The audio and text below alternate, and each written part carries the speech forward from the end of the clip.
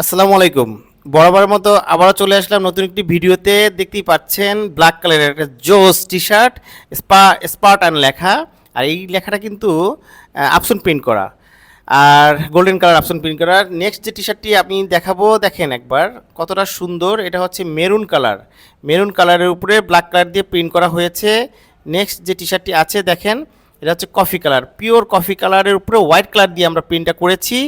আর এই ফেব্রিক্সগুলো কিন্তু 95% কটন আর 5% হচ্ছে স্প্যান্ডেক্স, যাতে আপনারা কমফোর্ট ফিল করতে পারেন।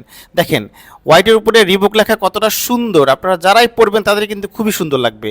নেক্সট যে টি শার্টটি আছে দেখেন, গ্রিন কালারের উপরে ডার্কনেস লেখা, রেড কালার প্লাস্টিক সোল দিয়ে করা হয়েছে। আর এক এক করে আমি নেক্সট পরবর্তী টি শার্টগুলো দেখিয়ে দিচ্ছি।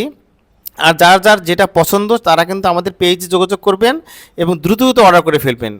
তো thank you so much for watching this video and take care.